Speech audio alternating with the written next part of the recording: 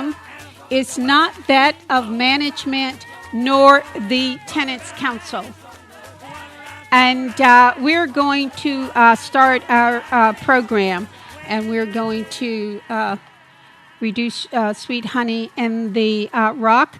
Well, we're going to look at special elections here in New York City coming up in October, Special Election Day. And it is to fill the vacancy seat of former public advocate Letitia James, who was elected Attorney General, and that seat is being fulfilled. There was a primary, and the winner who emerged out of that primary was Jumaane Williams. There are also a number of ballot measures on this in this election, and we're going to talk about some of those. But first, we want you to know that if you want to do early voting, that is from October 26th through November 3rd. Visit the website of Board of Elections in the city of New York to locate early voting locations. And again, you can visit the website of Board of Election New York City, the city of New York, to locate your early voting location. And it's a pretty simple process. All you have to do is to enter your street name and your building number and your zip code, and it's that easy. Okay, there is a general consensus that the person who will emerge victorious in the race for public advocate is Jumaane Williams. Jumaane Williams served in the New York City Council until he was term limited, I believe. And some tenant advocates have alleged that he is, in fact, a landlord. And I think there may be a record of a court case in which some of his tenants or one of his tenants took him to housing court. But the other two candidates are a Libertarian candidate and also a Republican, and their chances for success are not very high. So we're going to take a look at some of these ballot initiatives, and I want you to bear with me because we need to, if you're going to go to the polls, these ballot initiatives are very, very important, and we want to talk about those initiatives. So we're going to take a look at this, and there are also some tenant advocates who are suggesting to tenants that they shouldn't vote for any of the public advocates candidates, including the Democratic front runner, Jumaane Williams, who, again, some tenant advocates are alleging that he is, in fact, a landlord and very close to New York City's very powerful real estate industry and the lobby. We have some quotes from Williams himself. Here is a quote. We can't force communities to change overnight, but we slowly have to figure this out. Now, that's a rather innocuous statement. And as I said before, we have a Republican and a Libertarian. We have a Republican and Libertarian candidates who are among the candidates running.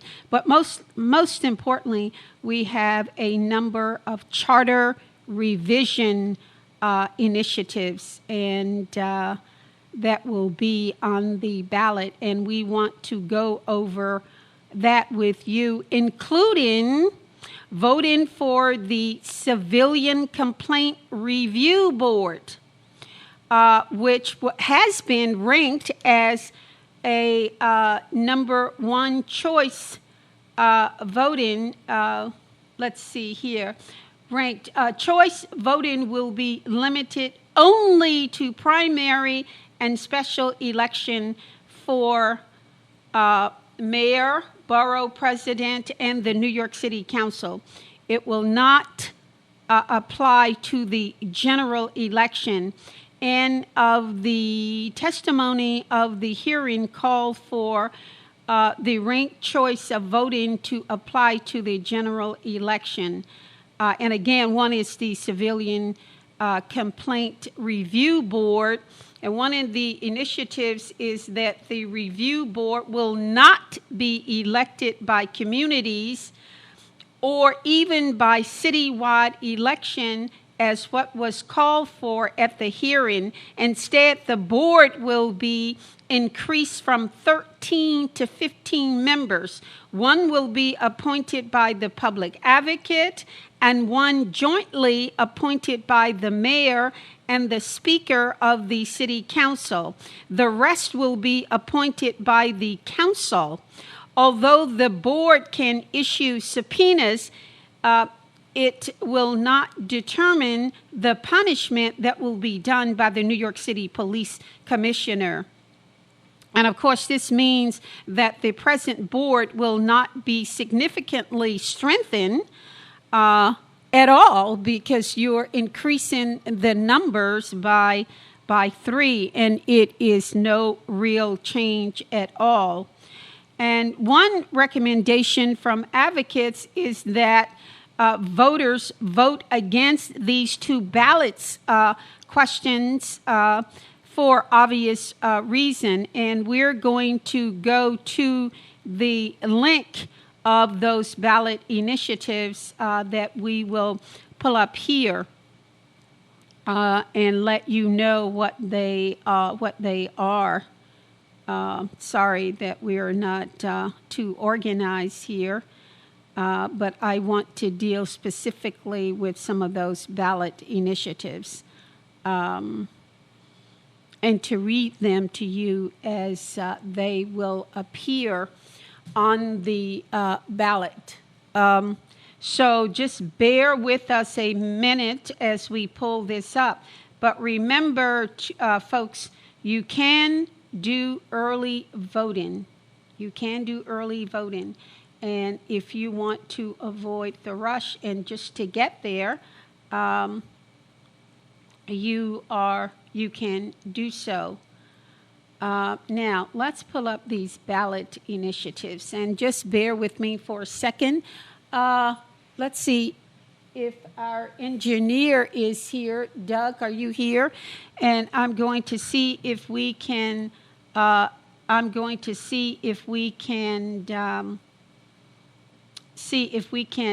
a call-in number for you to call in and let us know what you think of this. But as I pull this up, let me tell you about some other things that we are going to discuss, and that is the presidential election. How many of you saw the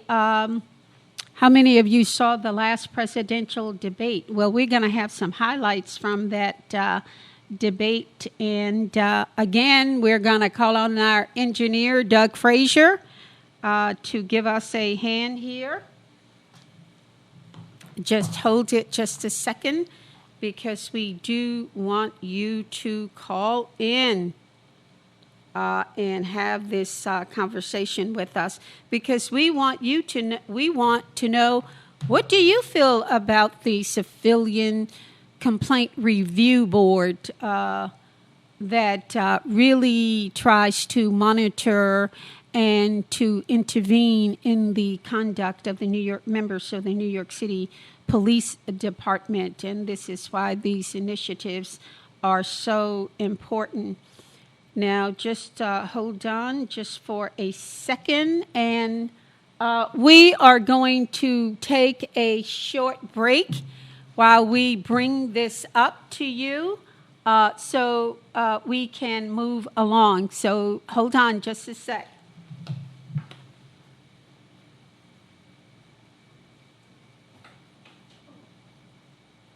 Can you give me a second to pull this up and play Miles Davis or Sweet Honey in the Rock?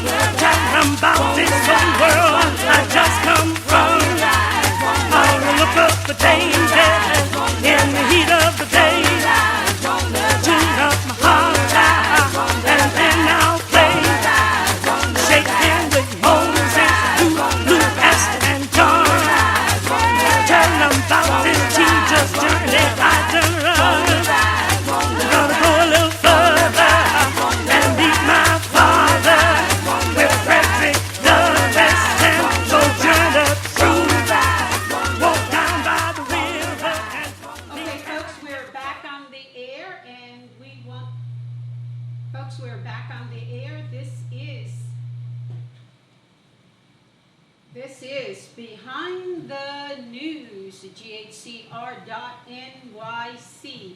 I'm going to switch over to the other mic. I think it might be better, right, Doug? Yeah, you move. Oh, you didn't tell me you could move. Okay. No, use that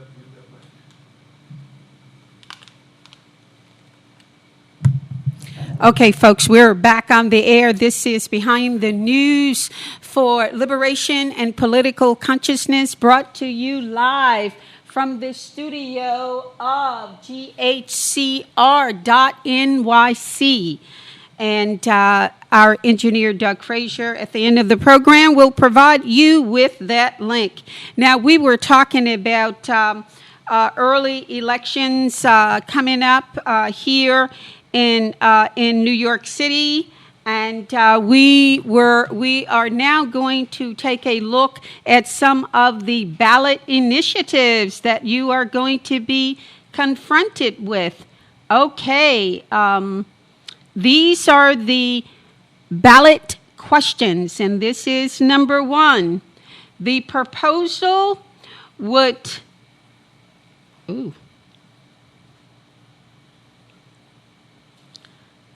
the choice of, now let me see here, okay, voters, the choice of ranking up to 5 candidates in, well, that was for public advocate. I'm very sorry here. I'm getting so behind here. I can't even figure out what I'm doing here.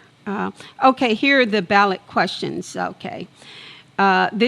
This proposal would amend the city charter to, number one, the choice of ranking up to 5 candidates in the public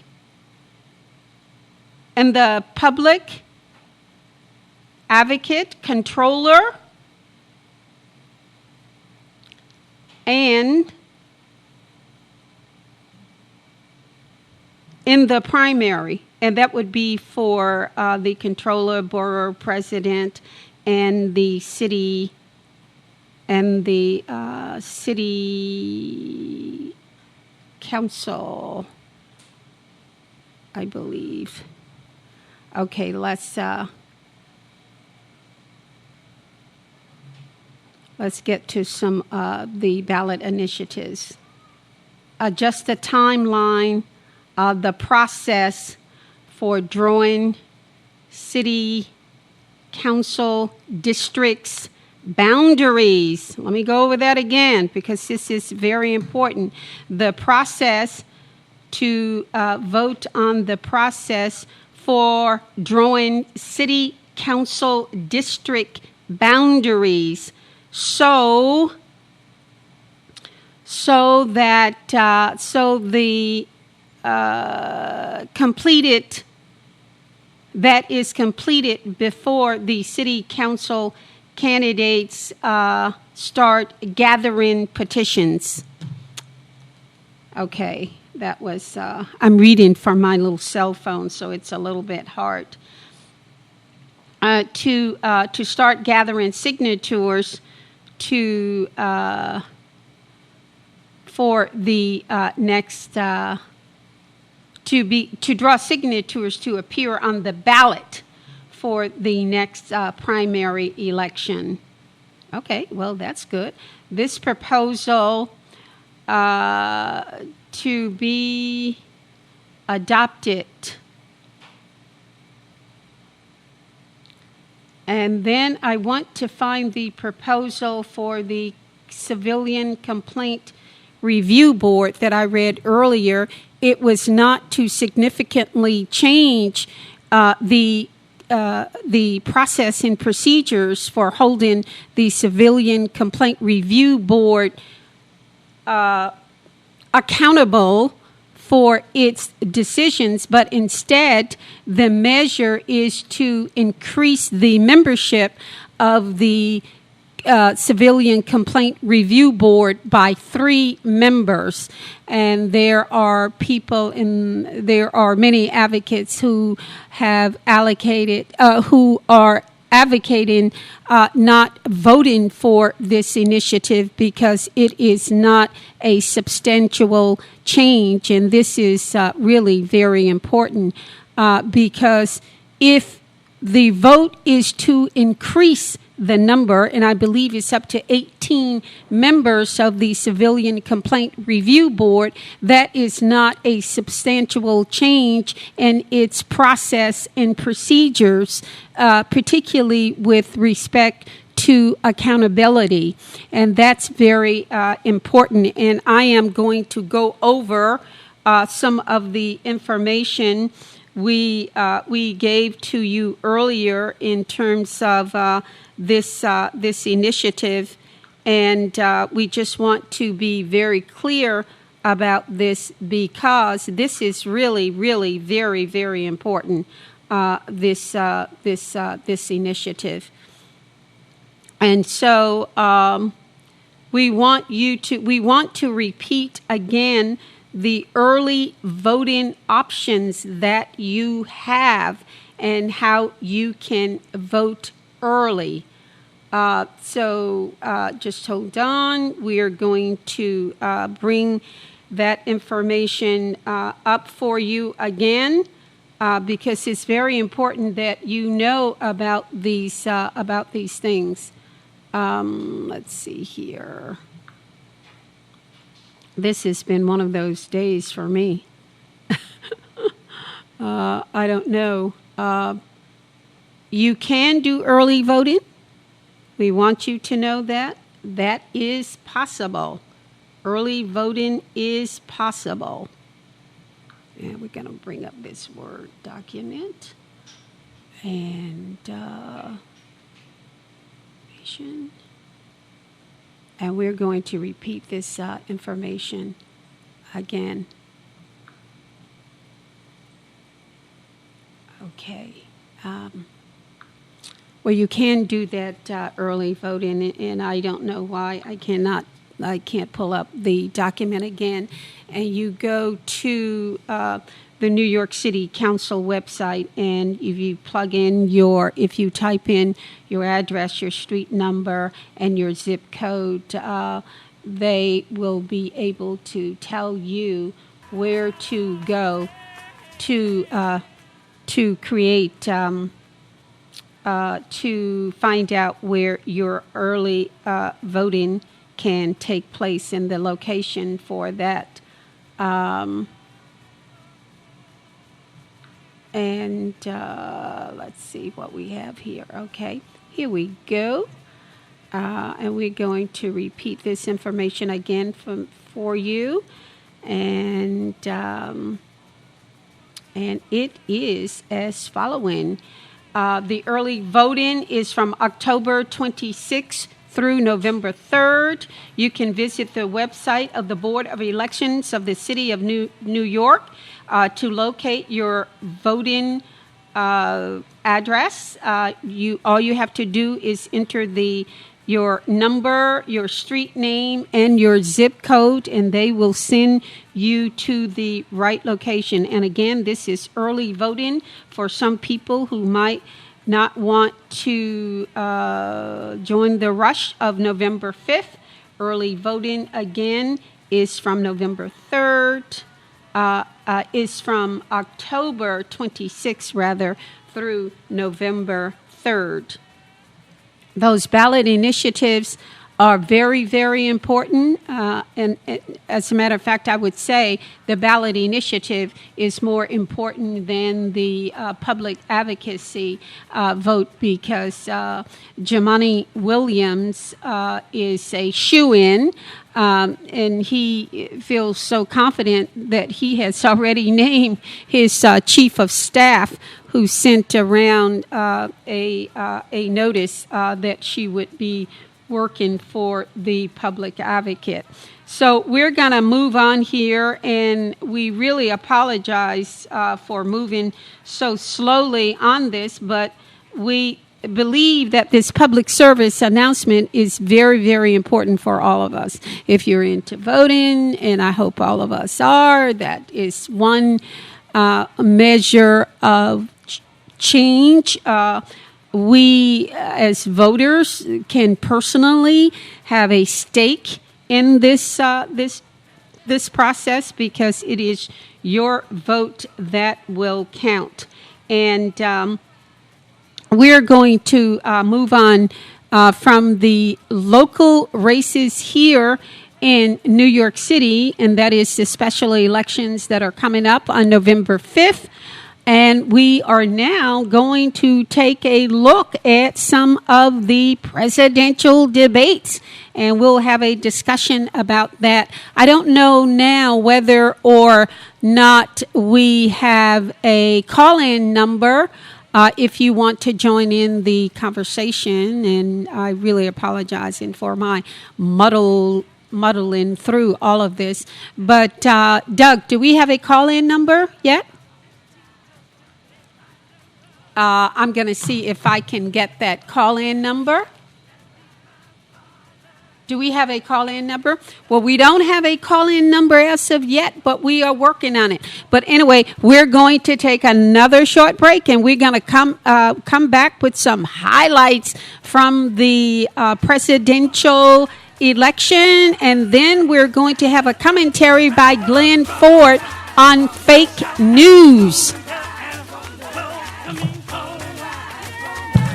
Doug.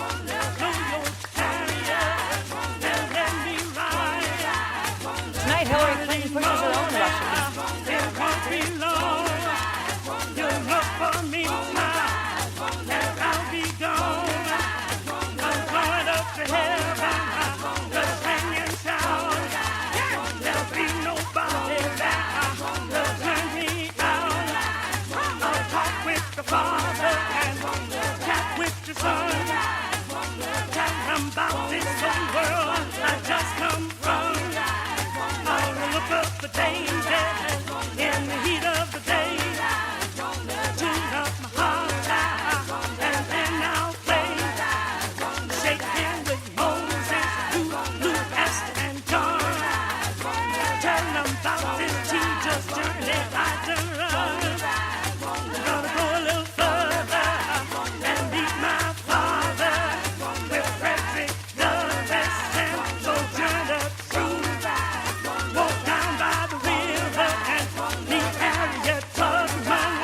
The battles that been fought and the victory done won. All the saints gathered around the throne. They'll shout hallelujah and welcome me home. I wanna ride, wanna ride. Wanna ride, wanna ride. Wanna ride, wanna ride. When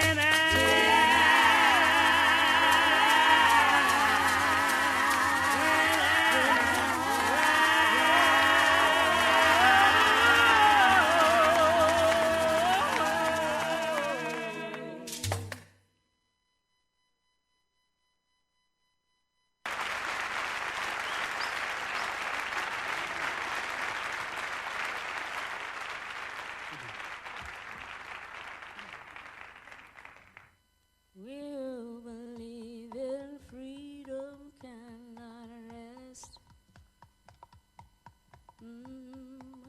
You believe in freedom cannot rest until it comes. We'll believe in freedom. New York Times and CNN have also smeared veterans like myself for calling for an end to this regime change war. Just 2 days ago, the New York Times put out an article saying that I'm a Russian asset and an Assad apologist and all these different smears. This morning, a CNN commentator said on national television that I'm an asset of Russia. Completely despicable. I agreed with the great job she did, and I went on the floor and got you votes. I got votes for that bill. I convinced people to vote for it. So let's get those things straight, too. I don't need lessons from you on courage, political. Folks, you are listening to highlights from the 2019 presidential debates.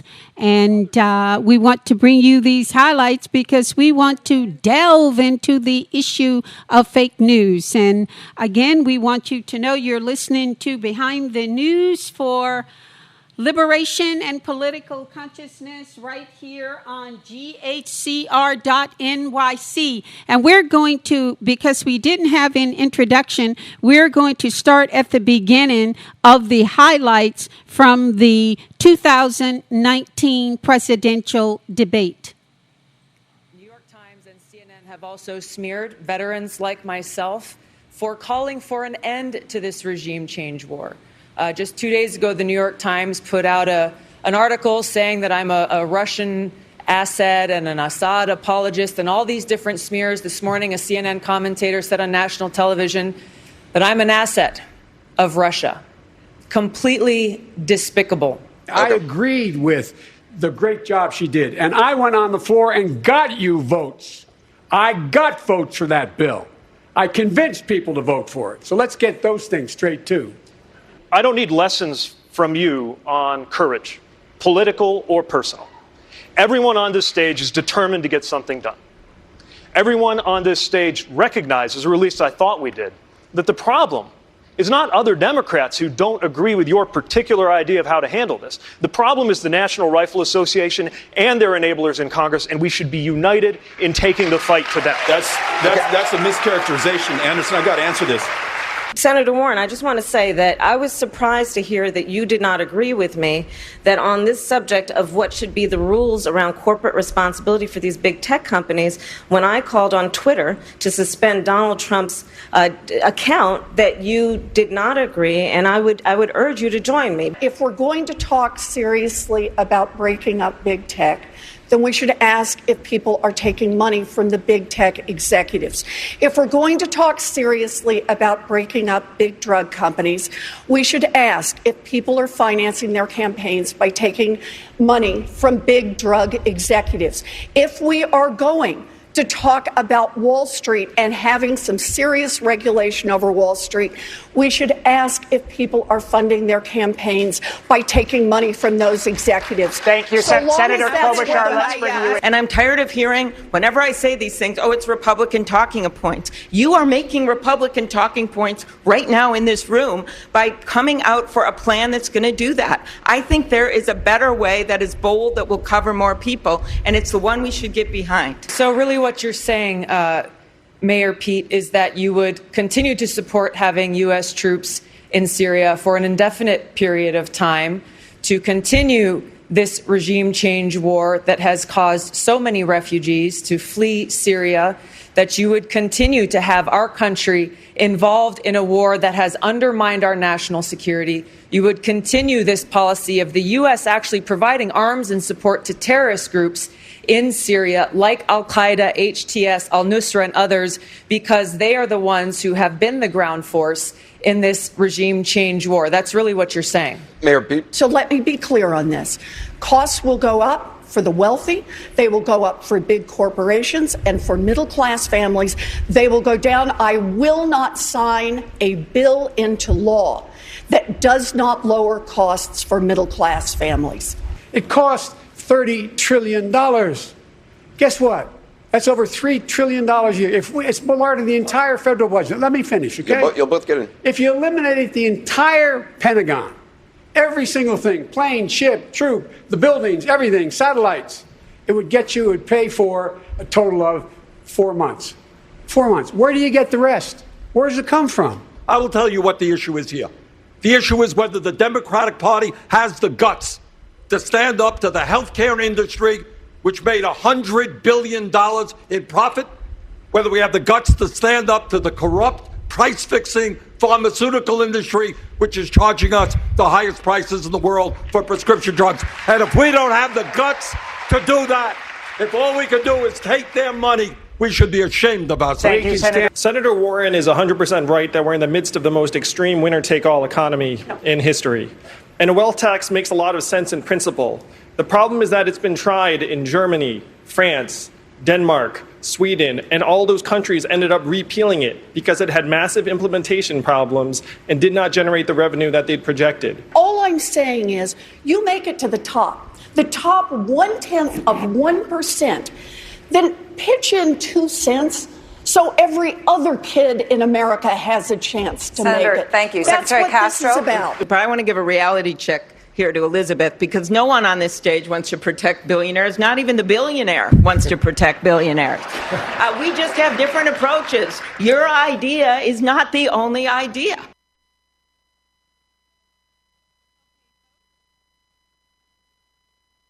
Okay, folks, we're back on the air, and we wanted you to hear the highlights from the most recent Democratic Party candidates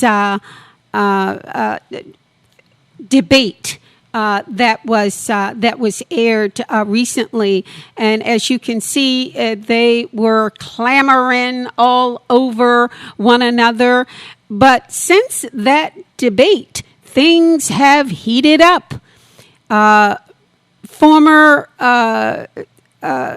presidential candidate Hillary Clinton has accused Tulsi Gabbard of being a Russian agent, and also Jill Stein. What is going on here? Is Hillary Clinton becoming unhinged? And so we are going to go to her, our engineer Doug. Can we next go to her accusation against Tulsi Gabbard?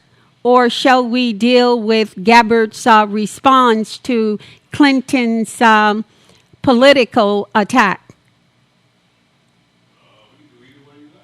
Okay, let's go to Clinton's attack against Tulsi Gabbard.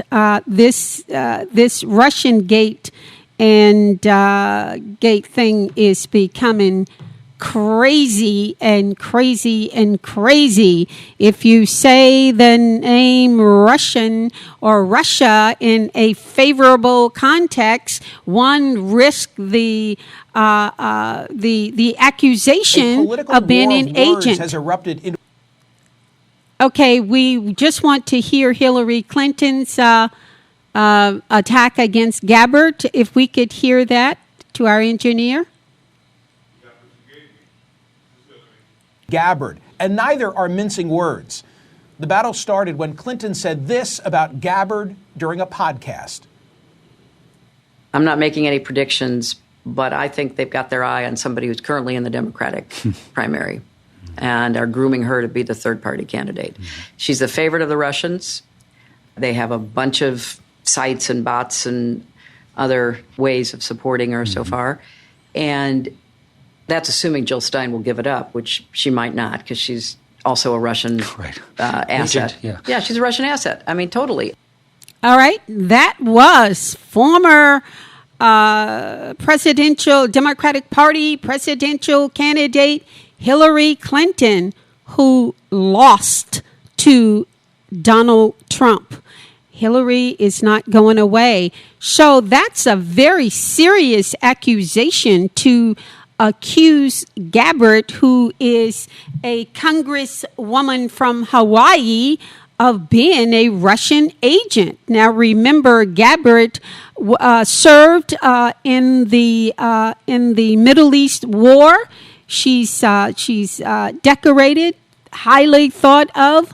Why in the world would she, having fought against the Russian, want to become, or is in fact, one of their agents?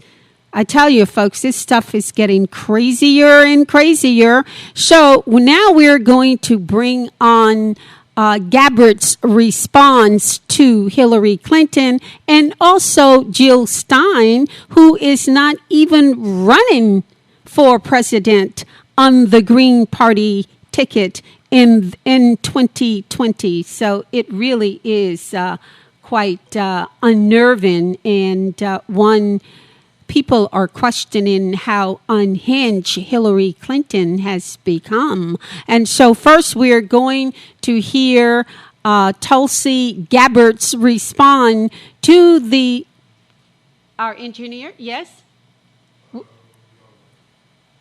What's next?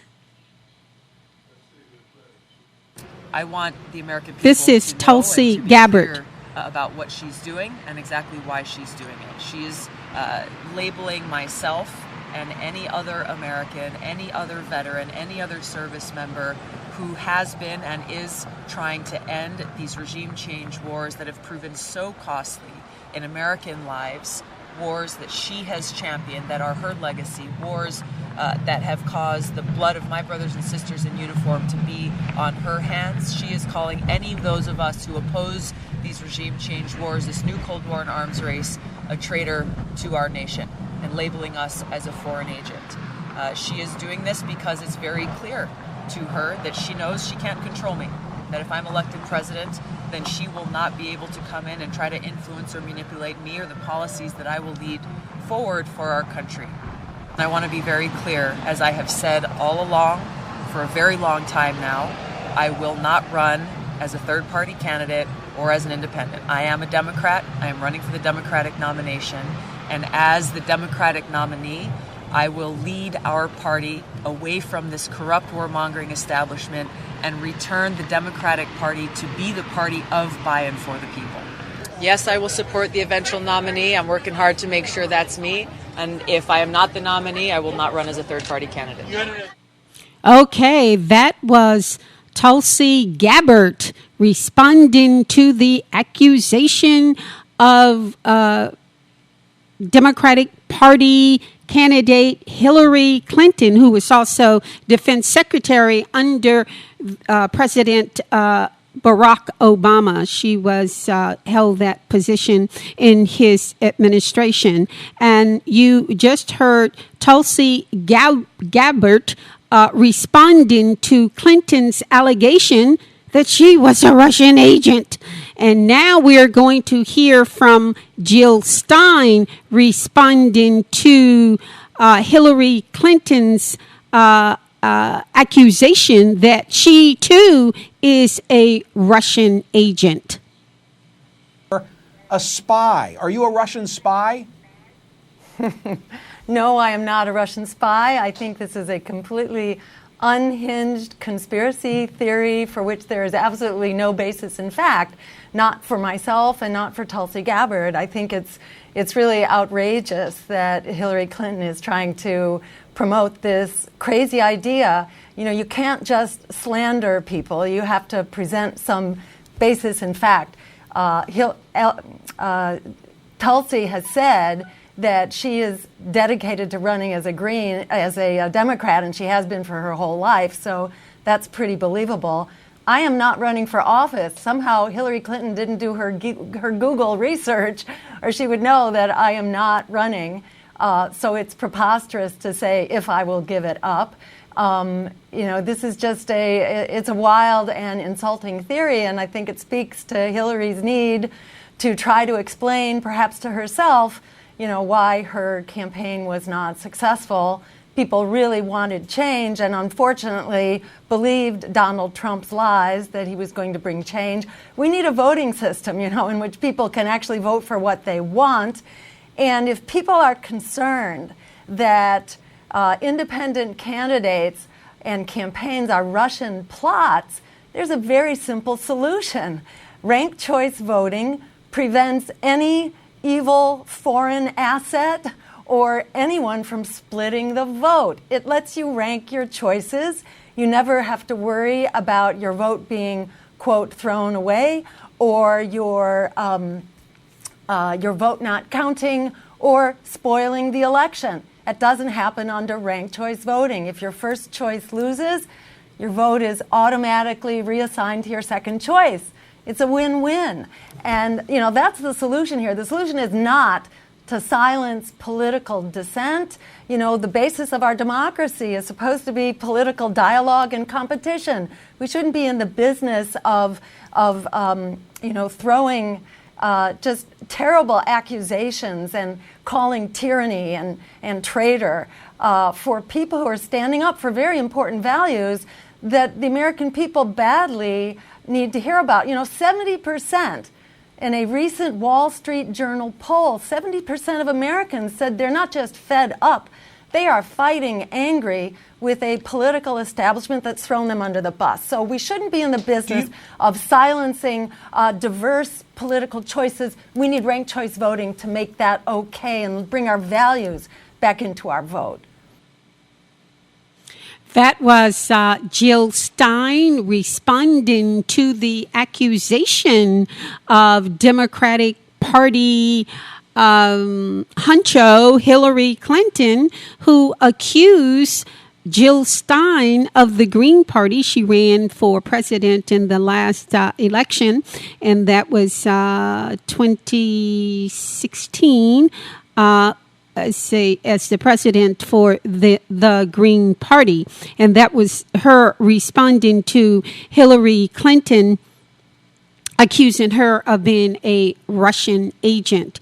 Now we're going to move on, and I do think we have this clip of we have this clip of Tulsi Gabbard taking down Kamala Harris, which in fact accounts for Tulsi Gabbard's rise in the polls generally and among young blacks in particular. And here is that excerpt from a debate, the first Got a debate. Truck? Get decked. Get organized. Get to work or get out of town. And,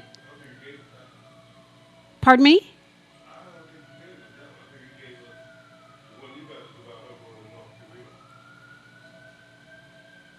Okay, and we don't have the sound check for for what I just described? No, the one that you have queued up next is the one where she's talking about why we should be friends with North Korea, something like that. That was the last one you sent. No, that wasn't. I sent one about Gabbard taking down Kamala Harris, and I think you have that. Okay. Well, let's see if we can. Let's see if we can play. Wait a minute. There's one here that says from the Democratic debate. Maybe that's it. Here. No, this one's you talking about her reputation. Let's see. Smeared veterans like myself for calling for an end to this regime change war. Just 2 days ago, the New York Times put out an article saying that I'm a there Russian. There should be another clip that we have for our listeners, and we can't cue that up. So we're going to come back with the last phase of our program, the last segment of our program, Behind the News for Liberation and Political Consciousness, right here on WGHCR.NYC. We're going to take a short break, and we will be right back.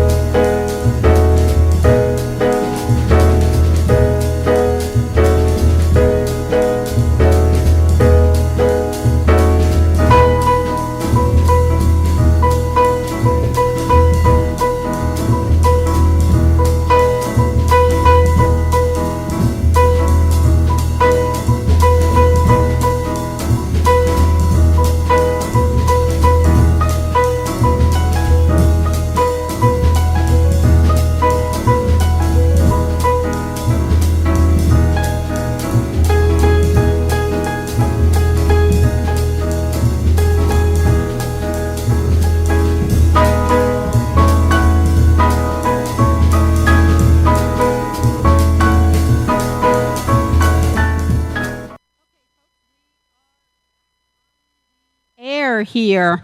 We're back on the air. We are WGHCR.NYC,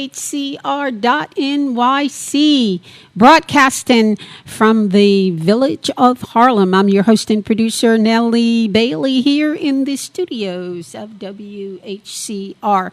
Now we're going to move on. This was a memorable moment from one of the presidential debates, and that is on race, specifically on the issue of busing. Can I just bring it in? And that is this encounter between Tulsi Gabbard, who took down Kamala Harris. This was one of those memorable moments, and it had such an impact on the Harris campaign that she went down in the polls. So we're going to hear this now. You were a young child. Vice President Biden says that your current position on busing, you're opposed to federally mandated busing, that position is the same as his position. Is he right? That is simply false. And let's be very clear about this. When Vice President Biden was in the United States Senate working with segregationists to oppose busing, which was the vehicle by which we would integrate America's public schools. Had I been in the United States Senate at that time, I would have been completely on the other side of the aisle. And let's be clear about this. Had those segregationists their way, I would not be a member of the United States Senate, Cory Booker would not be a member of the United States Senate, and Barack Obama would not have been in a position to nominate him to the title he now holds. And so, on that issue, we could not be more apart, which is that the vice president has still failed to acknowledge that it was wrong to take the position. President Biden, at the last debate, you called it a, quote, false accusation that Joe Biden is a racist. What's your response? I want to bring the conversation back to the broken criminal justice system that is disproportionately negatively impacting black and brown people all across this country today. Now, Senator Harris says she's proud of her record as a prosecutor and that she'll be a prosecutor president, but I'm deeply concerned about this record. There are too many examples to cite, but she put over 1,500 people in jail for marijuana violations and then laughed about it when she was asked if she ever smoked marijuana. She blocked evidence. She blocked evidence that would have freed an innocent man from death row until the courts forced her to do so. She kept people in prison beyond their sentences to use them as cheap labor for the state of California. And she fought to keep cash bail system in place that impacts poor people in the worst kind of way. Thank you, Congresswoman. Senator Harris, your response? As the elected Attorney General of California, I did the work of significantly reforming the criminal justice system of a state of 40 million people, which became a national model for the work. Hey, folks. And again, you have been listening to Behind the News for Liberation and Political.